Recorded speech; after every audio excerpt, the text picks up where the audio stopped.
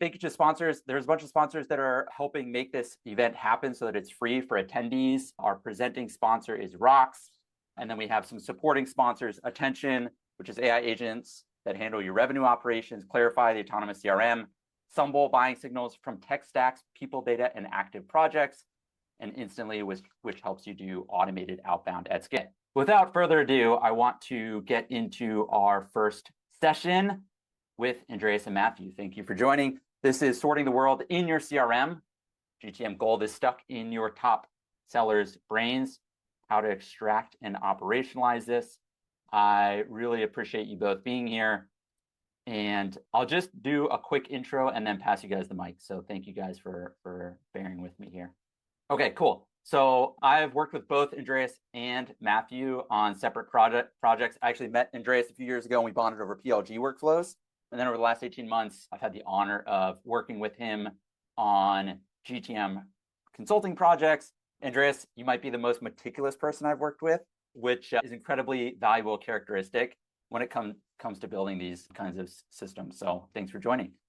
And then Matthew, by the way, Andreas builds and ships custom GTM systems at Snowball Consult, works with a bunch of amazing companies like Hatch, Exportly, Blueprint, GTM, Workspan. He's the Clay Club New York lead. And so, yeah, we're honored to have you, Andreas. Thank you. Matthew, I also have been lucky enough to work with. So thank you for joining Matthew.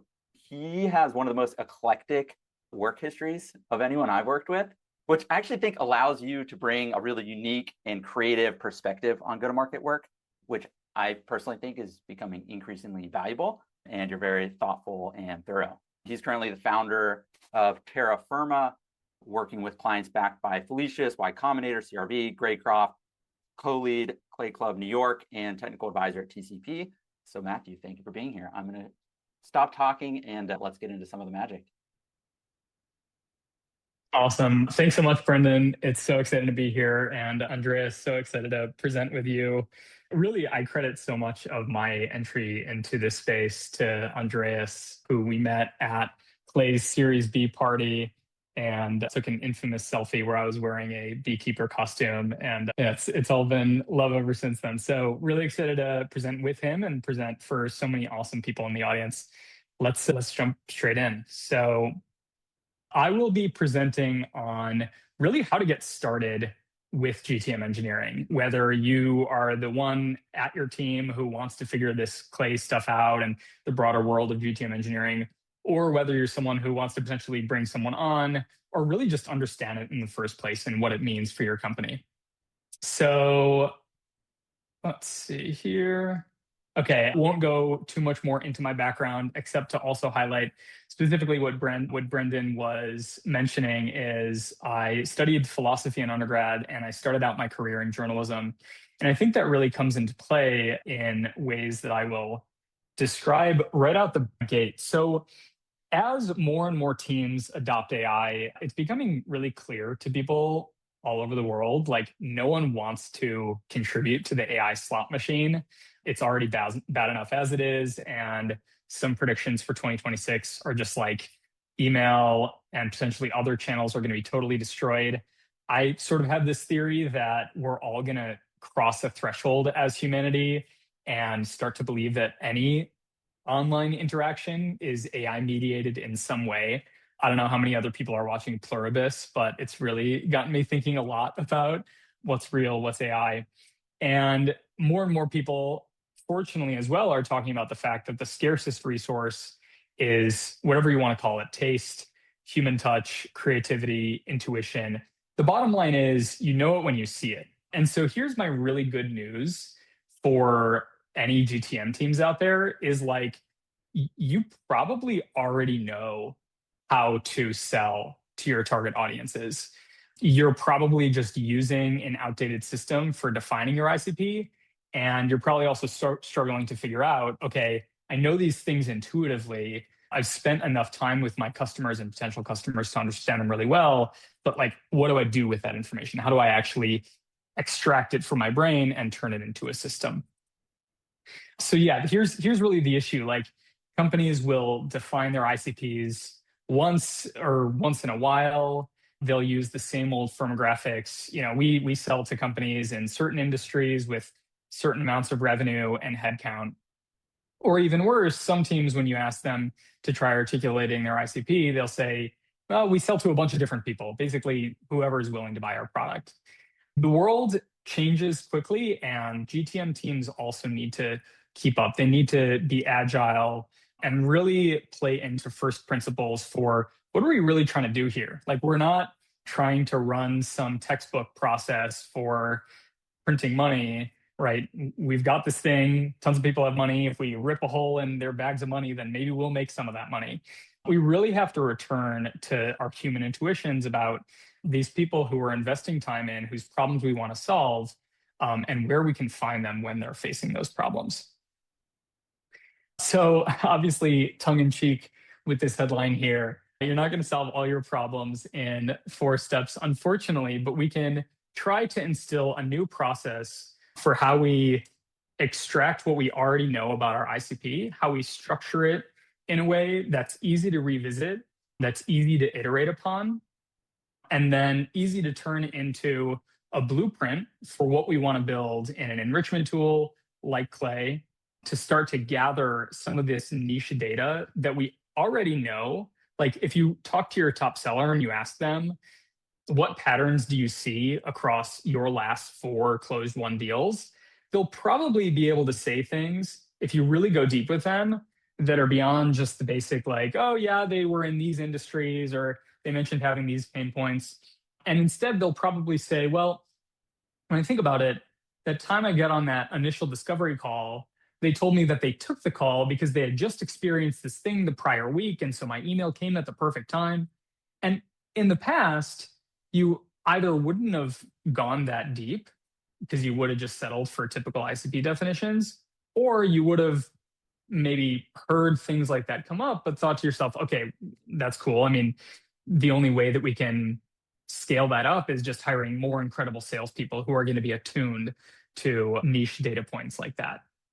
But instead, what you can do here is run these interviews across your team, really ask deeper questions, analyzing closed won deals, analyzing play-by-plays of different sales processes that went well or poorly, and then running a set of AI prompts that I've developed to turn those meeting notes and transcripts, along with company deep research, into ICP definitions that you can revisit and refine over time.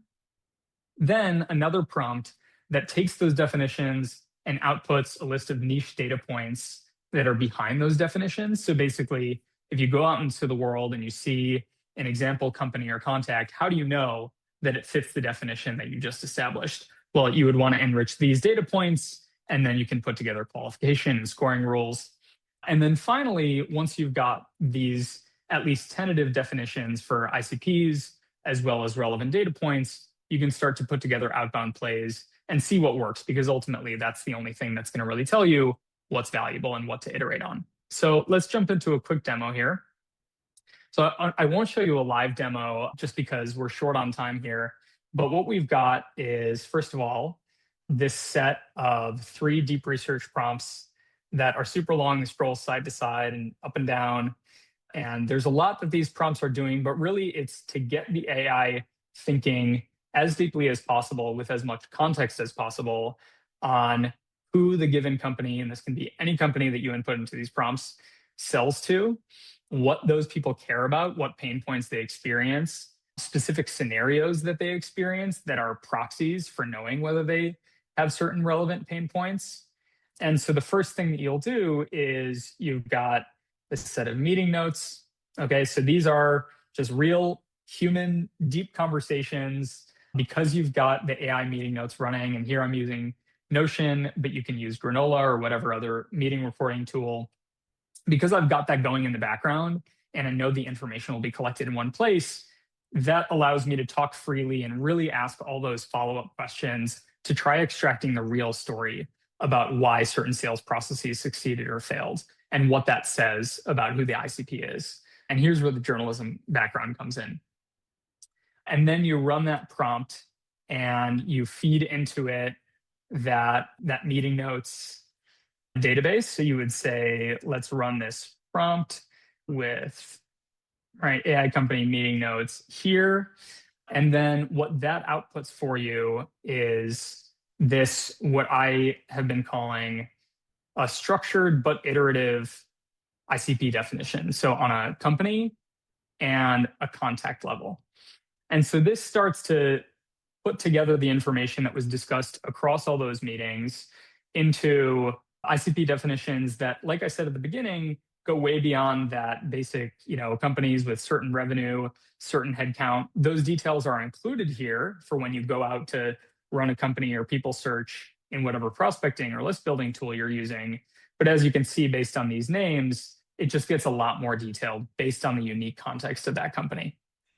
Then there's a second deep research prompt that you run on the output of that first one that says, okay, now taking those ICP definitions, what are some niche data points and signals that we can build to gather on any given company that's already in the CRM or that we find out in the world to determine, okay, if it has these data points, then it's qualified or not, and it could be a higher or lower tier.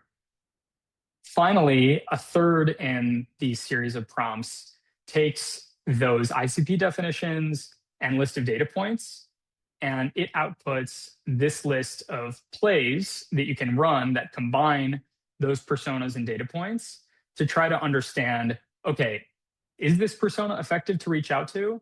Is it effective to reach out to them using these niche data points that we pulled and incorporating those into messaging? And so what all of this does is it really just gives you that initial blueprint for what to do when you're trying to adopt GTM engineering. Obviously, this isn't just a simple 4-step linear process. This is really an ongoing process. This is why it's called GTM engineering, is because it's this ongoing, iterative, agile process where as you take that first stab at your ICP definition, you run your qualification and scoring enrichments, you see how things shake out, you refine which data points you're gathering, you start to think more about which signals actually matter for your buyer, you run more plays, you see, do we book any meetings? Oh, we didn't? Okay, let's go back to the drawing board, let's discuss why, and let's record those meetings, and let's incorporate those meetings into our initial analysis, feed it back into those initial prompts. So in this way, you have this really concrete starting point for saying, we have all the answers, they're all up here, we need to get them out in these meeting transcripts. And from there, AI can really help us structure our thinking and come up with the first set of data enrichments we want to build in Clay and the first set of outbound experiments we want to run to validate whether we're moving in the right direction or not. So having shared all that, the next and most important step once you have your blueprint is actually building out those enrichments, being able to get this unique one-of-a-kind data scalably, reliably, cheaply, and accurately. And Andreas is a master at doing just that. So I'm really excited to hand things off to him for his presentation on what comes next. Thank you. Knock, knock, knock. Is this thing on? Amazing, Matt. I respect a lot what you showed. That's just really I loved how you framed. This is why it's called engineering. That I know that term ruffles feathers, but I think that's the closest equivalent to that, why it's really working on this engine, right? This is how I would look at it. So let me share my screen. Screen is on. Brandon, can you see it? Perfect. Thanks, Matt. This was great. And really, what I loved also was that he said it's this circular process. It's not linear. So what I'm about to show, really, you can call it how to sort the messy world into your system, CRM, system of record, database, data warehouse, whatever. But sometimes you even discover, oh, this is just not feasible. This is not data you can acquire. Let's go back to what makes sense, what's feasible. So this is not linear. This is really what I want to say right at the start. And also what I also wanted to say right at the start, thanks, Brandon, for spinning this up. I'm excited for it. So give me 9 minutes and I'm going to show a little bit how you can operationalize all the things you learned. This is basically these 2 phases. Phase 1, identifying what makes sense to scale, and then actually building what you want to scale. let's get into it. So the next 10 minutes, Matt talked mostly about the what. I'm going to show a little bit, just a tiny piece of the how. This is not a session where you walk away and say, oh, now I know how to build AI agents, right? This is just to inspire, and what's near and dear to my heart, because I see patterns, is to clear up some misconceptions. I would say when you're on the cutting edge of GTM engineering, this is going to be second nature. The point here is really to show what patterns I'm seeing, what misconceptions are out there, and to like really clear those up. I want to get a little bit into what's new about this, what's different versus before. And really the three big misconceptions I'm seeing in my work is it's quick, and use the term quick as a stand-in for easy. And I don't mean the work we do to elevate it to rocket science, right? But it's like there's so much nuance to it and so much intuitive stuff that you only discover when you really get into the weeds. And I'm talking about putting something into production, right? We're not talking about a post that looks nice on LinkedIn, but something that actually flows into your systems of record, doesn't break, at least not all the time, and where really it's a working system. That's something very different. And that is not quick. The next thing I'm always seeing is it's expensive, or cost isn't really factoring in until you build something quick and then it becomes really expensive, but it doesn't have to be. And also this thing, oh yeah, modern GTM engineering is just clay and spray or anything like that. Like it can be easily, but if you do it like that, I'm just going to say it, you're doing it wrong. So use cases for AI agents. So this is mostly just in the GTM context, of course. AI is much broader, but in the GTM context, it's classification, summarization, copy. I'm going to talk about classification. And in terms of copy, just as one drop, if AI is used without targeting, without the work that Matt has just shown off, what that is slapping AI on the wrong side of things. And it is then, in fact, spray and pray, or clay and pray, or however you want to call it. Don't use AI just for copy. It can be done well. We are not going to get into it today, but it's a lot of work to get it right. So unstructured world into structured systems. Take anything on the web, right? Anything public. This is supposed to be a home services website. And I just wanted to cut out all the other things in between what I'm about to show. But if you're a little bit of a data nerd, this is absolutely beautiful. You can really do the things that would have to be done click by click, account by account, and you can run that for a whole TAM, 100,000 companies, and you just have it. In this case, it's a pick list in HubSpot. Take what you see here as this is the industry classifier, of course, but that can be anything else. That can be a signal, that can be a persona qualification, disqualification. Doesn't matter. Unstructured stuff, you can get that into really neatly structured outputs. And I want to clear up the costing. Everything I'm going to show is fractions of pennies.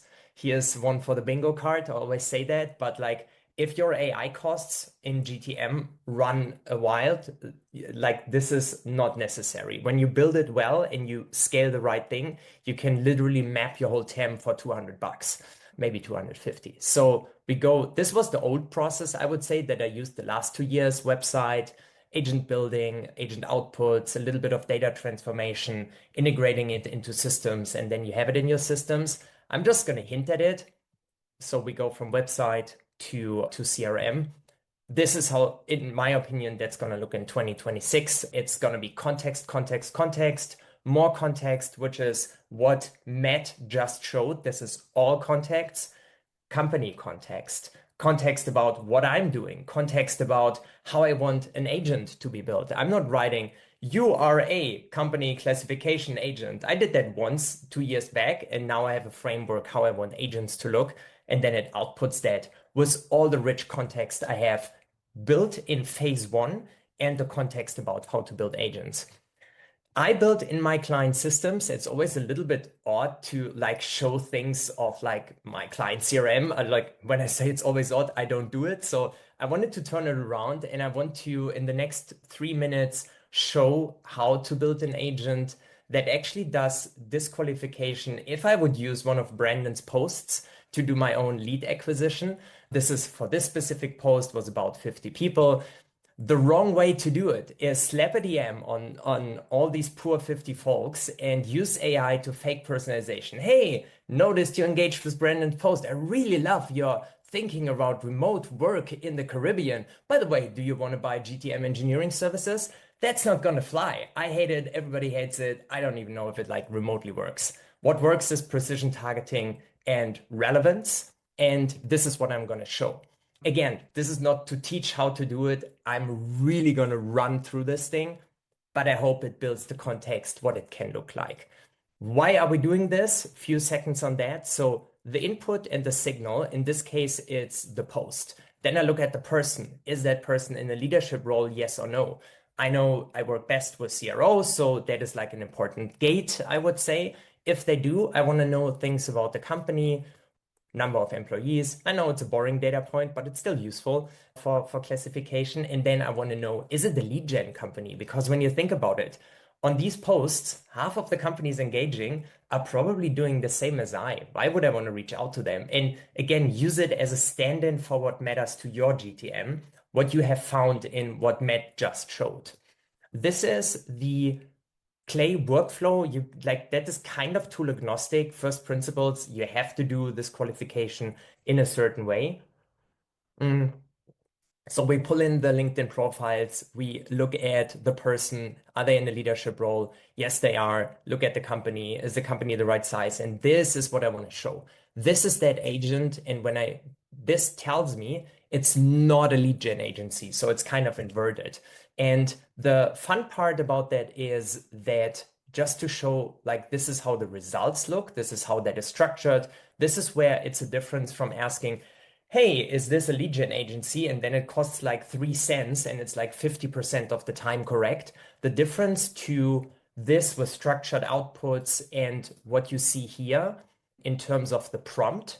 And I do the same as Matt. I'm just scrolling over that. I didn't write that prompt, but it's coming from the context of what even is a lead generation agency. When I talk about context, I don't write that agent. I say, okay, this is what I want to do. I want to build a foundational document. What even constitutes a lead gen agency? Use that as a stand-in for your GTM. What matters about your product, what matters about the pain signals of your customers, what matters about your customers. Build the foundations first. And this comes from all types of contexts. This is really difficult. Context, what Matt has shown. This is then used. And time. So bring any and all questions then. This is what the agenda looks like. We're going to jump in just a minute here with the first session, and then we'll go from there. All righty. And then last thing I want to say,